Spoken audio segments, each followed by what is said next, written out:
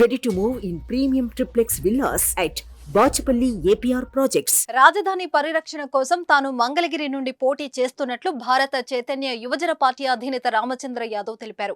Party అధినేత రామచంద్ర యాదవ్ తన సొంత నియోజకవర్గం పుంగనూరుతో వైసీపీలో కీలక నేత పెద్దిరెడ్డి రామచంద్రారెడ్డి పైన, ఇటు మంగళగిరిలో ప్రధాన ప్రతిపక్ష నాయకుడు చంద్రబాబు తనయుడు నారా లోకేష్ పైన పోటీకి దిగుతున్న విషయం తెలిసిందే.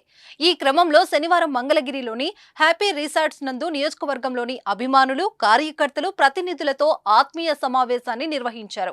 ఈ సందర్భంగా రామచంద్ర యాదవ్ అటు పుంగనూరులో, ఇటు మంగళగిరిలో ఎందుకు పోటీ చేస్తున్నారు అనే దానిపై క్లారిటీ ఇచ్చారు.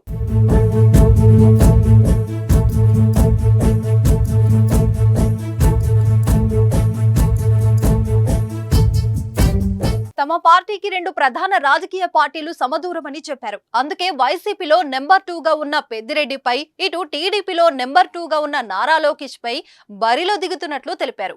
అంతేకాకుండా సీఎం వైఎస్ జగన్ అధికారంలోకి వచ్చిన తర్వాత 3 రాజధానులు అంటూ రాష్ట్రానికి రాజధాని లేకుండా చేశారని విమర్శించారు.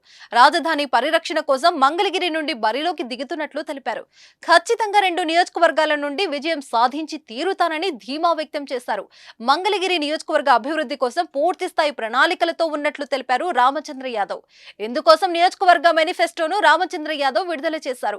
నియోజకవర్గంలోని ప్రతి రైతుకి ఒక ఆవు ఉచితంగా అందిస్తామని హామీ ఇచ్చారు. నియోజకవర్గంలోని నిరుద్యోగ యువతకు నెల రోజుల్లో ఉద్యోగం లేదా ఉపాధి హామీ కల్పిస్తామన్నారు. ఇది ఒక ప్రత్యేక కార్యక్రమం అని చెప్పారు.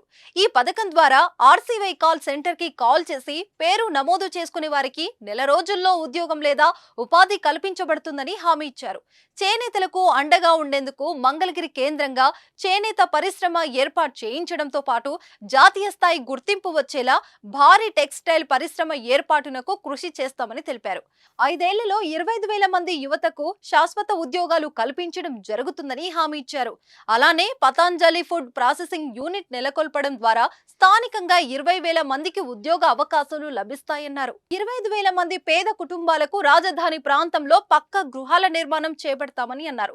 కుల వృత్తులను ప్రోత్సహించేలా ప్రత్యేక పరిశ్రమలు ఏర్పాటు చేసి ప్రతి కుటుంబానికి నెలకు కనీసం 20,000 ఆదాయం వచ్చేలా చర్యలు తీసుకోవడం జరుగుతుందని హామీ ఇచ్చారు. కేంద్ర ప్రభుత్వం ద్వారా ప్రత్యేక పారిశ్రామిక వాడ ఏర్పాటునకు కృషి చేస్తామని హామీ ఇచ్చారు. నియోజకవర్గంలో డ్రైనేజీ సమస్య లేకుండా అన్ని గ్రామాలలో పూర్తి స్థాయిలో పక్క డ్రైనేజీల నిర్మాణం చేపడతామని అన్నారు. దుగ్గిరాల మండలం రవీంద్రపాడు వద్ద లిఫ్ట్ ఇరిగేషన్ ప్రాజెక్టు ఏర్పాటు ద్వారా ఆ ప్రాంత రైతులకు ఏటా 2 పంటలకు సాగునీరు అందించడం జరుగుతుందని హామీ ఇచ్చారు.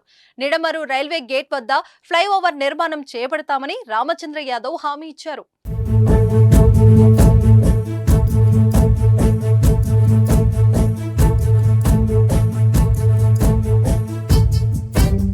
సుమన్ టీవీలో మీ పర్సనల్ అండ్ బిజినెస్ ప్రమోషన్స్ కోసం కింది నెంబర్కి కాంటాక్ట్ చేయండి.